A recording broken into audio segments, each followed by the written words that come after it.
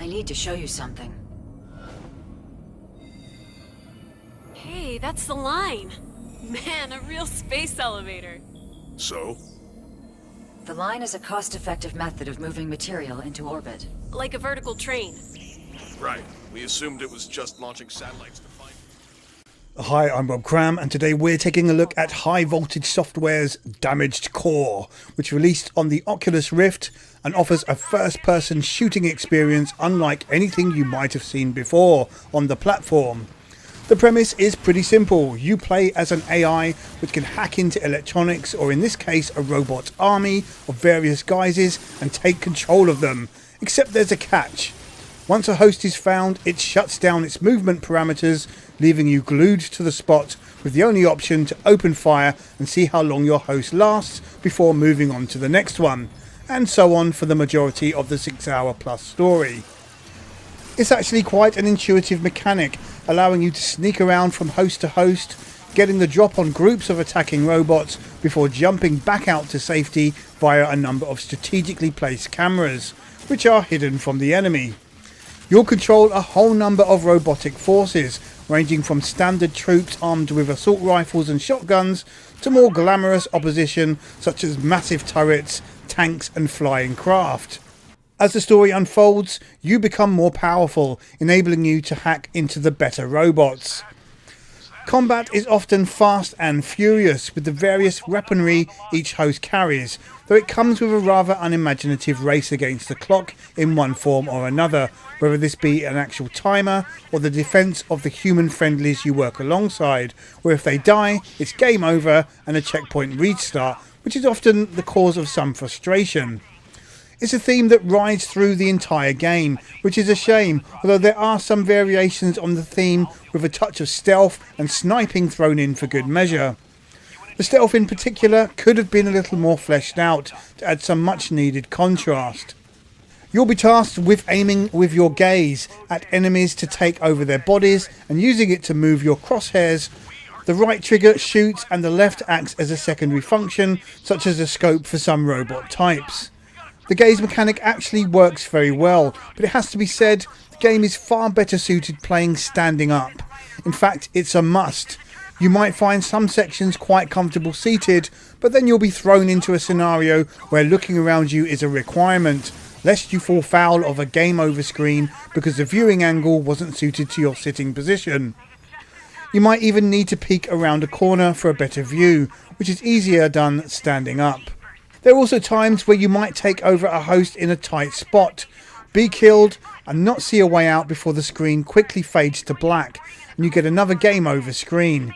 Having the option to quickly look around is a must, and the chair or even swivel chair might not be quick enough. The death sequence is actually quite thrilling for the most part and is a major gameplay mechanic considering how briefly you stay in any particular host. It offers you one last chance to warp out of your host before it's lights out. Aside from hacking terminals, destroying generators, getting into skirmishes and utilising the abilities of each robot class, you'll encounter some narrative along the way which ties it all together. It feels well produced and fleshed out, unlike a lot of other VR experiences, which is a good thing. Whilst the story itself lacks any depth, it's an entertaining ride right up to its conclusion, despite having rather cliched set of resistant fighter characters and a final boss who regurgitates phrases from the Ultimate Boss Lines 101 handbook. Visually, Damaged Core offers some satisfying gunplay with solid animations when gunning down robotic scum. However, the lack of human enemies for a bit of variety is a shame. The battlegrounds are quite varied, ranging from tight interiors, a moving train and outdoor locations, although the overall quality is on the low side, and this is with maximum settings being used. You'll see some very low quality textures frequently and a complete lack of details in the locations. However, due to the speedy nature of the gameplay, you're not really encouraged to look at the finer details. It's just not that type of game. Those with more powerful hardware might feel a bit shortchanged when it comes to the visuals, but at least it's a smooth operating game with a number of options to dial it back should performance be an issue. In terms of length, each mission can last 30 minutes or longer, some even hitting an hour, depending on whether you've had to restart a section. Sometimes a game does feel a bit cheap when the AI team gets destroyed, but there's a learning curve here, and once you work out what targets to prioritise, means missions aren't impossible to beat after a few attempts. You'll get around 6 hours playtime or more, depending on how involved you become. If you want to extend that, then there are leaderboards to compete with and a number of achievements to strive for. You can replay any completed mission, and with a score breakdown at the end of each mission means you can improve your play. Damage Core is unlike any other VR game in the sense that rather than place players into a virtual world to look around and marvel at, you're thrown into the thick of high intensity battles with no time to slow things down and take it all in. It's a full-on fast-paced experience that offers tight shooting action, keeping you on the edge of your seat from start to finish.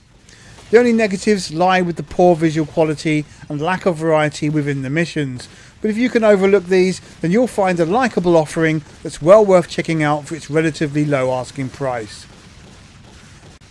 Damage Core scores 7.5 out of 10. I'm Rob Cram. Thanks for watching.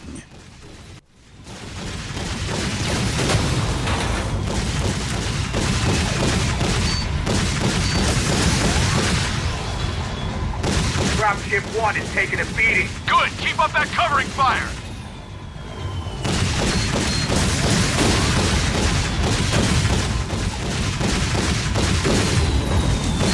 Coming Valkyries.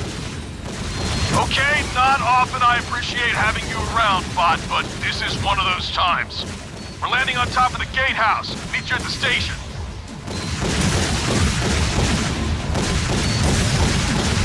Good job. We're clear. Get back down here and we'll press forward. One less bogey on our tail.